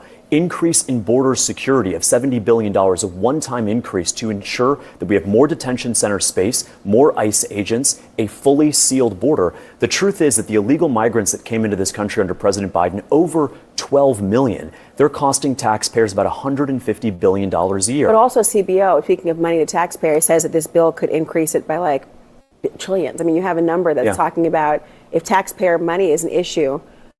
Is that not a concern of yours? Well, the interesting thing about the CBO survey, their forecast is that they don't take into account, one, the tariff revenue, which is going to be about $2 trillion over the next 10 years. Number two, they don't take into account... If the tariff revenue stands, sure, right? But that's just, an if, but go and ahead. there's a lot of ifs here. Sure. And the second one is if you secure the border and save taxpayers $150 billion a year, Trump has done that 99% reduction in border crossings since President Biden was thrown out of office. What ends up happening, Laura, is you save the taxpayer money in the process. Notice the first thing she said. Well, if you can do it. So she's acknowledging that the media and these bean counters aren't even counting the revenue. They don't even want to look at tariffs. How could you not look at the tariff revenue? So as you're seeing these people talking on these shows, and it's like, oh, there's no way we're going to make up this revenue. Are you counting the tariffs? No.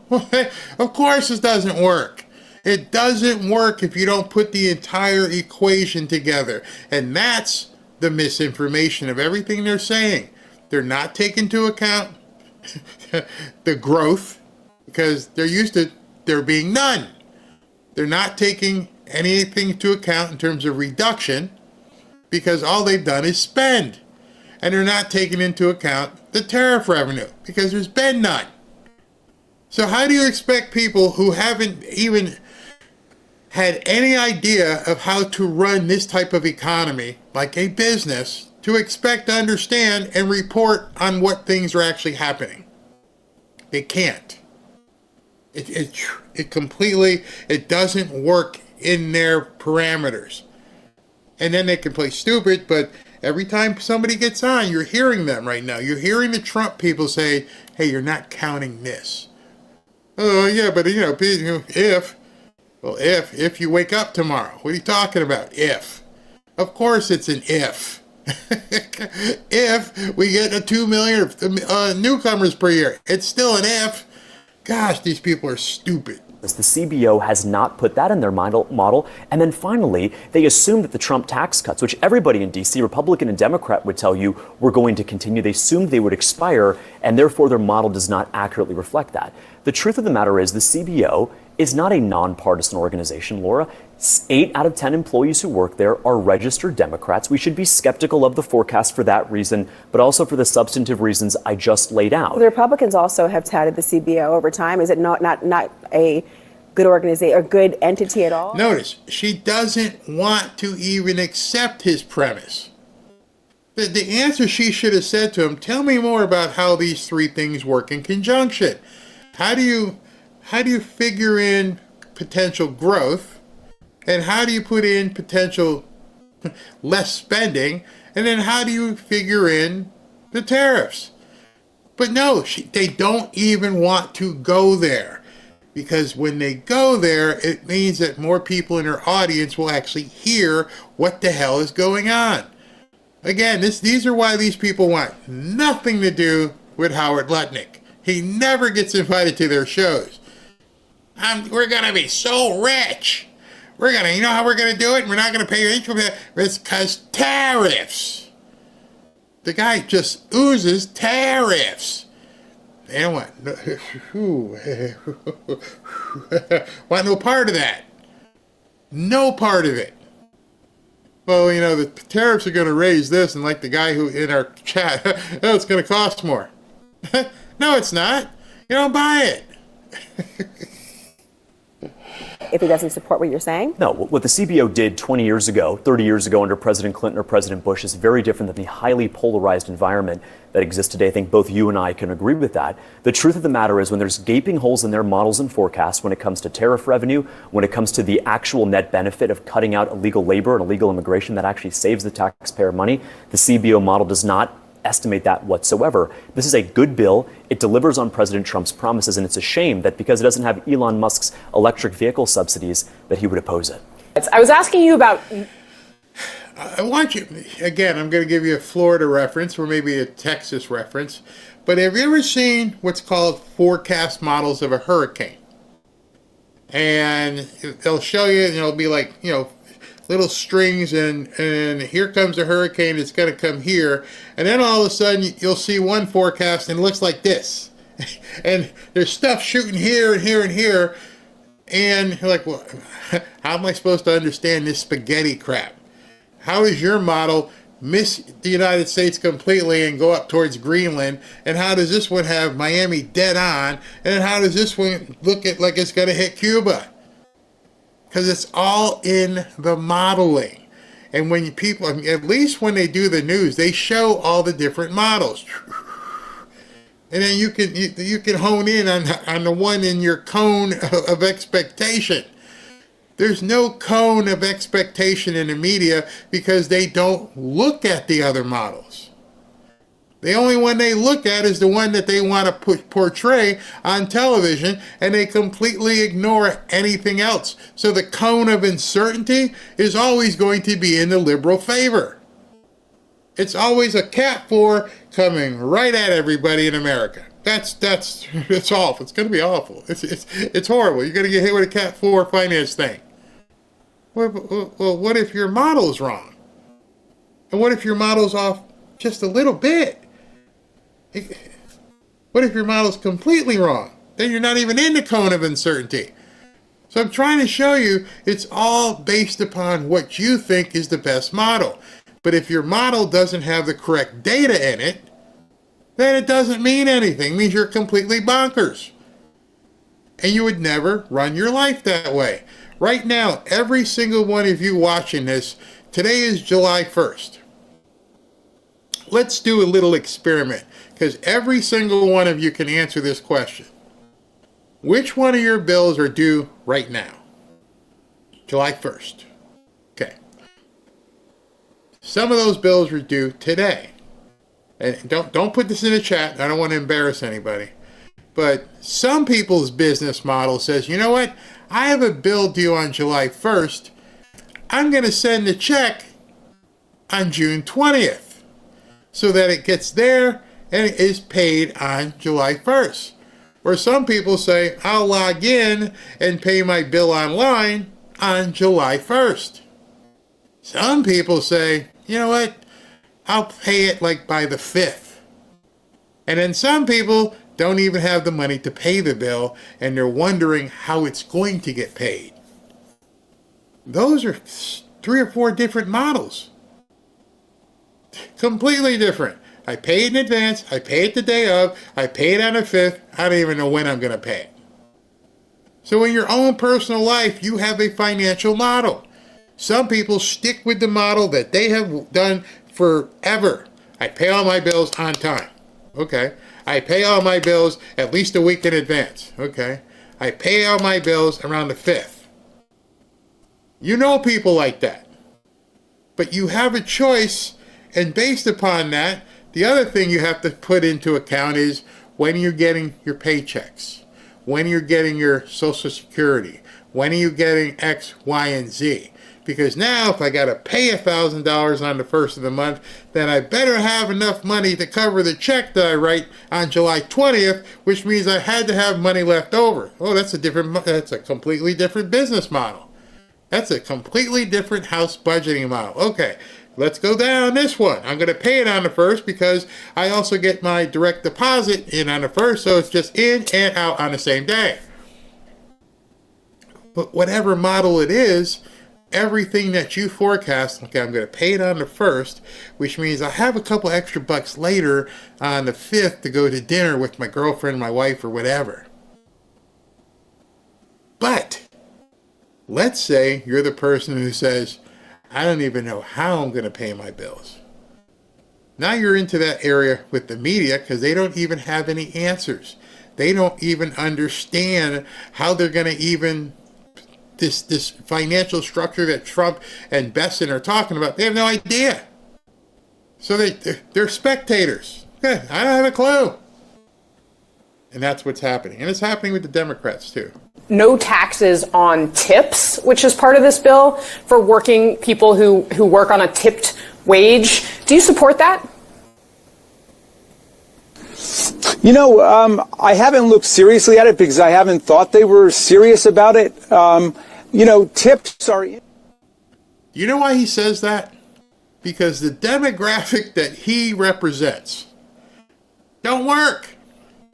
How the hell could you, as a United States congressperson, say, I haven't even thought about these people who actually work for a living?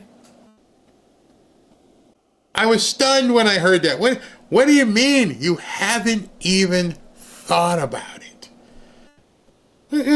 Just in case you wonder, let him tell you again, in case you guys missed it, because sometimes people miss when these people say this insane stuff. So I'm gonna let you hear it all over again. Taxes on tips, which is part of this bill, for working people who work on a tipped wage. Do you support that? You know, I haven't looked seriously at it because I haven't thought they were serious about it. Okay, so he's from New York. So I'm going to talk to you people who live in New York who might be looking to vote for Zohan the Great there. Your congressperson just said, I haven't even thought about it. It's so outlandish. I didn't think it was going to be true. So he's talking to you if you're a server, if you're a housekeeper, if you're an Uber driver, one of 5 or 6 or 7 different people who end up getting tipped for what you do, and your congressman said, I don't even think about it. Not even on my mind. Think how many people in New York, just the city, never mind the whole state, how many people in New York are tipped employees? How many Uber drivers, taxi drivers, couriers? I'm just trying to think of all the ones. Servers, male and female, bartenders, we know AOC. What else? People who work in hotels and change, the chambermaids. He just said, I don't even think about it. Not even one of my concerns here. Nope. Whatever.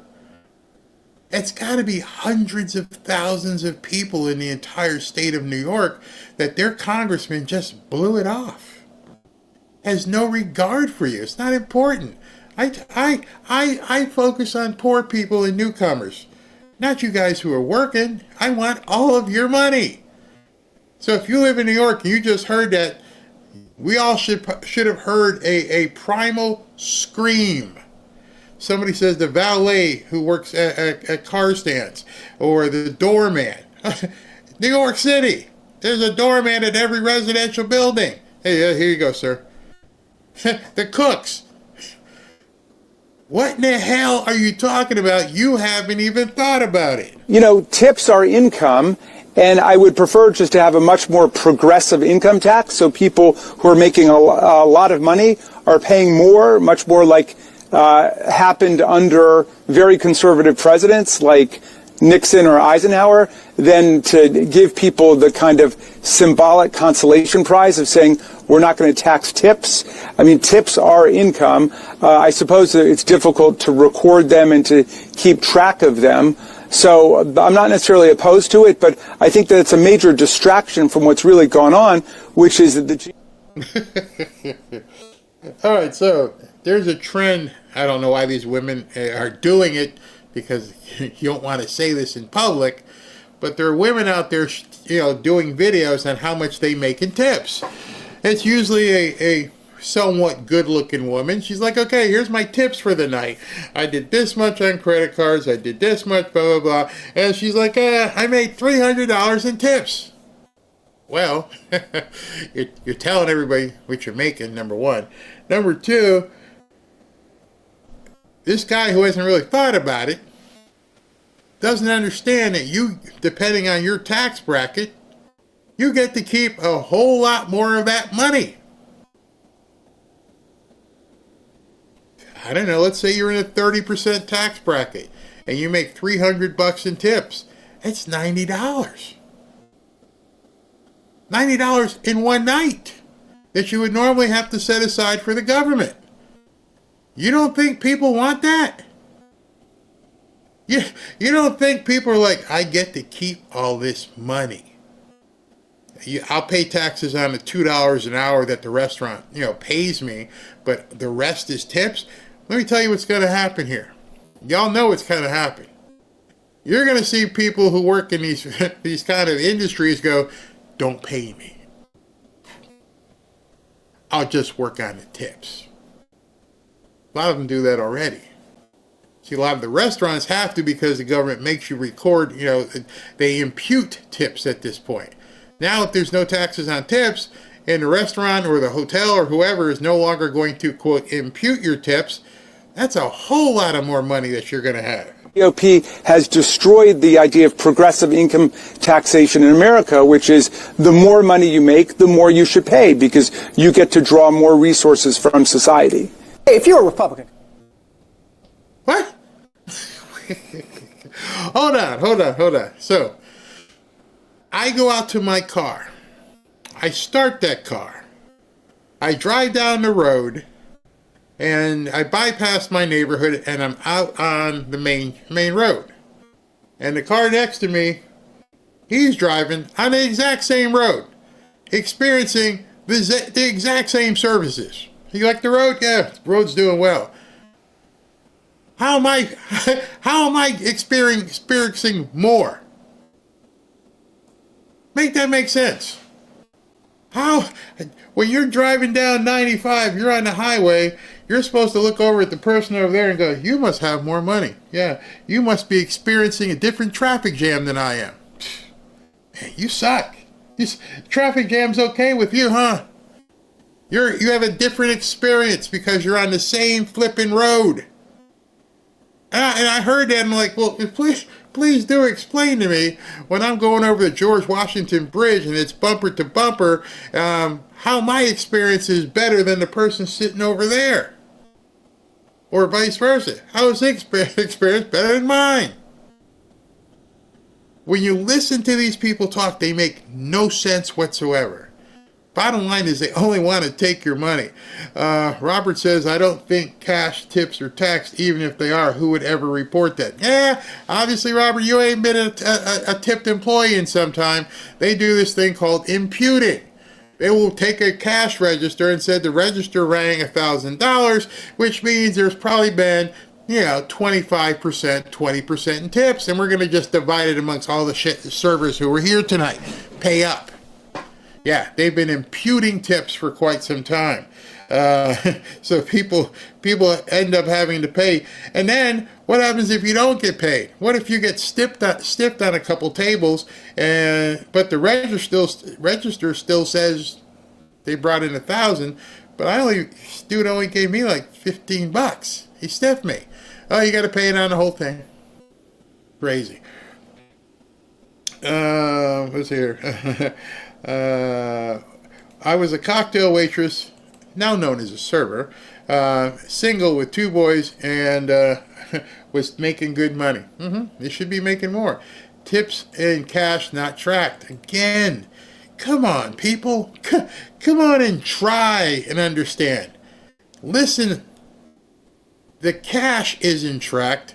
The revenue is. And then the revenue is if the tax on the servers who worked that night, it's imputed, implied. If the cash register rang $1,000 and there's 4 people working, then they're going to take that amount of money and say they should have made this, and they're going to assign that value to all the people who worked.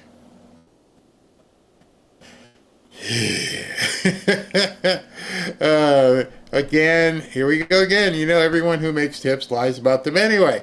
I'm not talking about that. I'm talking about what they have to pay. What they have to pay is placed upon them by the establishment as per the rules of the IRS. Last time I'm going to explain that. Last time, exactly, Barry. Wow. Some of you people have to understand things. It's required. Walmart does force tips on their food deliveries. Tips are a gratuity. Yeah. When people like you, Barry, going there, what's it say? When people like you, Barry, going there with a credit card, they have no choice but to pay tax on that tip. I'm not going to say it again. I tried to break it down as simple as possible. The manager at the restaurant, at the end of the night, he can tell what the restaurant rang in cash. His job at that point is to impute that people working that night made 10%, whatever. And then he assigns it to everyone on that shift, regardless of what they made.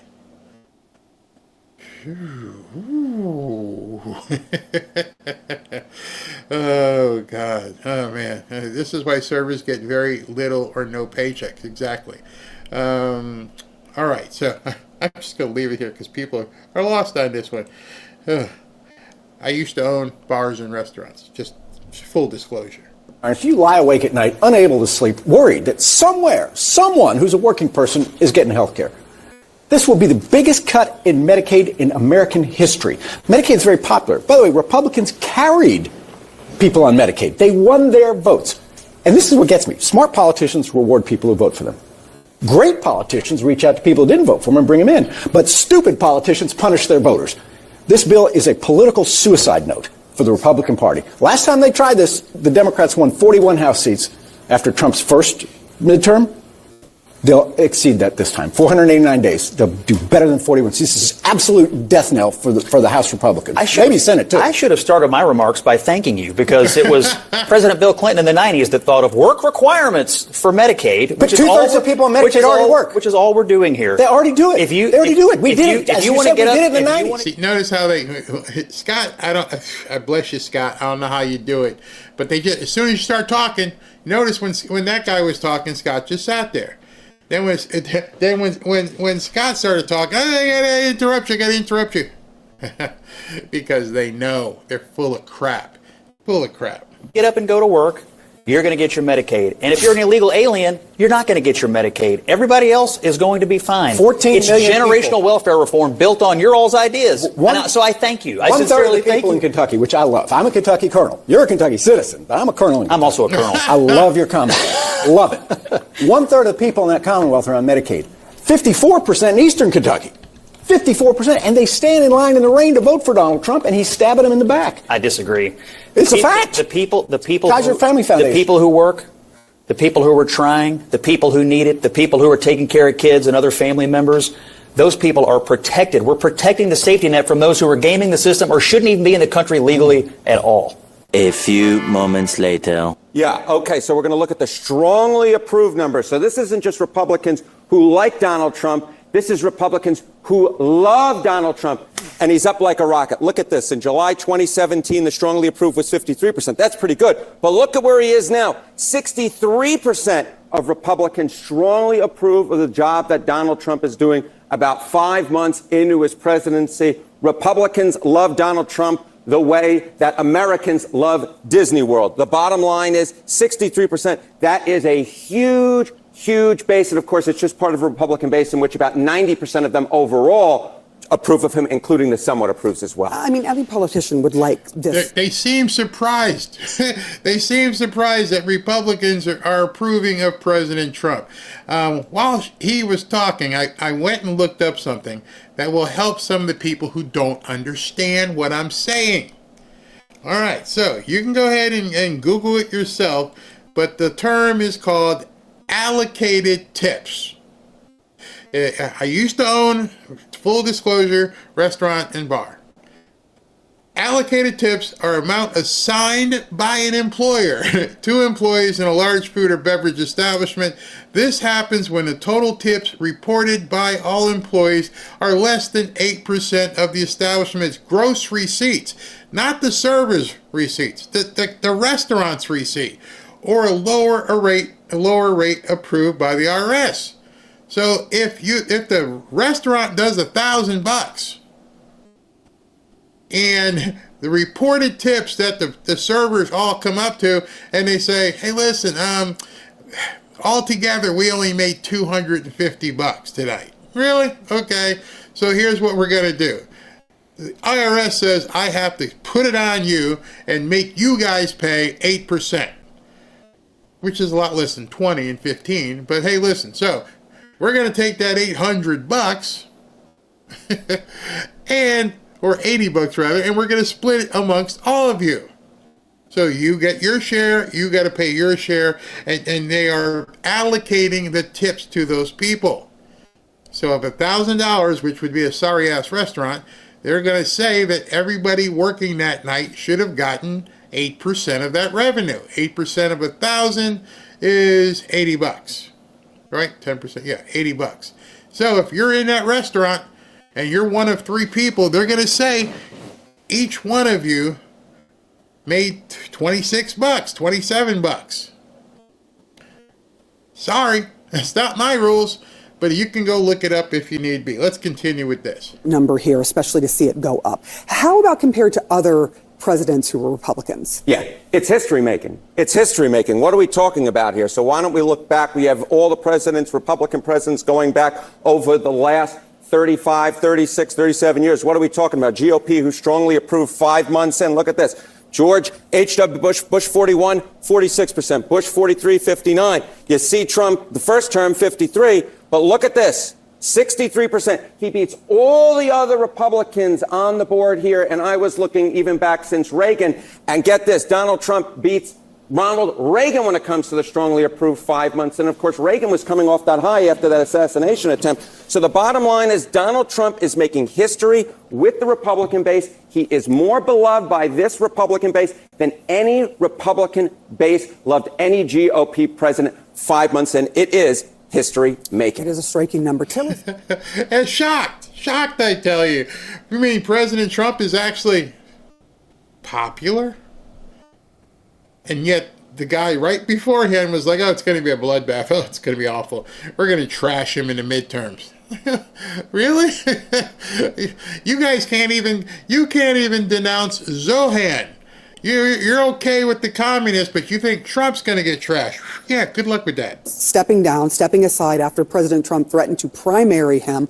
The question is, how effective is Trump's endorsement? We know it can hurt, but how effective is it? Yeah, okay. So, the bottom line is, if you're a Republican lawmaker, you see this 63%, you say, my goodness gracious, you do not want to go against Donald Trump because the Republican base is with Donald Trump.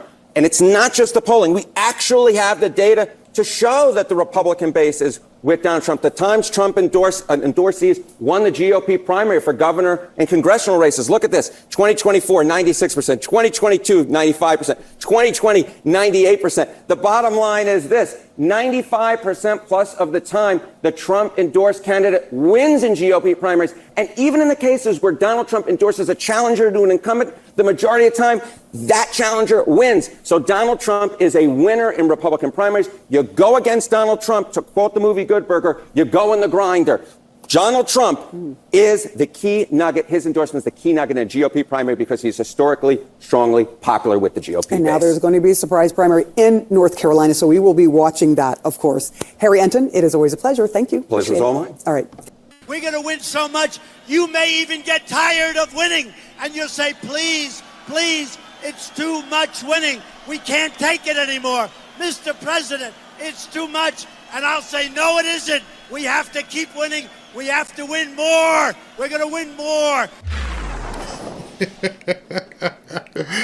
Oh, it just amazes me that people are surprised that President Trump is extremely, not a little bit, extremely popular. Oh, he's going to lose his base. Oh, you heard that right. How many people that were supposedly on the right kept on saying, oh, he's going to lose his base if this thing passes? Really? Oh, they're gonna. Oh, it's over. The election's over. There's no reason. The Republicans won't vote for him anymore. Really? Wow. These people are probably absolutely shocked. I tell you, completely shocked. All right, so we're getting ready to jump over Rumble. You are definitely going to want to be there. You definitely want to come over. We're going to have some fun. You're going to laugh at me probably as well. Go ahead and go to fanfareshop.org/Rumble. After I do the break, we're going to jump into Rumble. We're going to have some fun. You're going to laugh your butt off at me. Trust me. I know you will. All right, so we'll see. Oh, wait a second. Almost. SV's not here, and I forgot. He told me, don't forget, Barry, to do the super chats. I'm like, oh, I almost jumped. I didn't even check, and I would have been remiss in my duties if I didn't check, because then that's when I piss people off because I didn't even check. All right, so I've checked now. Let me pull it in, and we shall do this before. But even if you jump, you're still going to see this being read off. So please, by all means, go ahead and jump over there. All right, here we go. Mama C, that means the dupe worked. Big time, big time. Whatever Eric Schmidt saw, Mama C is talking about how did they not realize about the parliamentarian and what happened. Obviously, the dupe worked. Miss Avi, I have zero respect for the unstable MAGAs who can't decide if they really believe in our president. I don't know why they do it. I don't know. What about Newsom's challenge to President Trump about forest management? Why would he help him? At this point, ignore him. He's trying to run against President Trump. Ignore him. You're a gnat. You're not even my category at this point. He's reaching out, trying to challenge everybody, trying to challenge DeSantis to a debate. Go away. Donald Donovan talking about telegraphs. I bet most people nowadays don't even know what Morse code is, or even how to do SOS. Bet you a lot of people don't even know what a fax machine is. Ken Howells, hey Barry, sorry I haven't been around a while, but I'm in the process of turning things around. I'm going to school for business administration. I was your inspiration. Wow, bro. Congratulations. Let me give you a little congratulations. Tilly, my husband again, don't get mad at me. He says New York and Chicago will want us to help them again, and they'll vote Democrats again. Yeah, brainwash people. Party Dog, can we get a Trump football signed by the fanfare community and give it to guys at Alligator Alcatraz? Then they can start them a football team and call it the Florida Gators. Or, oh, wait a minute, remember the movie? Burt Reynolds movie, they redid it. They played football in prison. That would be pretty cool. They could start The Longest Yard. That's what it was called, The Longest Yard. Barry posted the ad on X for the Alligator Alcatraz hat. Please get one. Okay, I'll take a look at it. They need Ladybug. They need the money to pay off Canada's 2.1 trillion debt. Then annex Canada as a 51st state. Canadian here waiting to be part of America. That's cool. Are Super Chats tips? Yes, they are. Absolutely they are. Let's see what else we got here. Let me move this up. It's called accounting. Have you ever seen a government balance sheet or P&L? It's scary that they don't know how to do the math. Absolutely. Hey, Tommy, hope you're feeling better. I'm tired and I'm sick, literally, but I still love winning and had a good time tonight, thanks to Robin and moderators. I hope you're feeling much, much better. I know it sucks being sick. Yeah, just hope you're doing better. All right, so I'm going to play, The Longest Yard. Somebody says I still have a fax machine. Oh, yeah, somebody says, Lisa says, great movie, both versions. Okay, yeah. I like them. All right, so we're going to jump over. Trust me, I'm going to have something that's going to make you laugh, completely laugh. All right, see you guys over there in 90 seconds.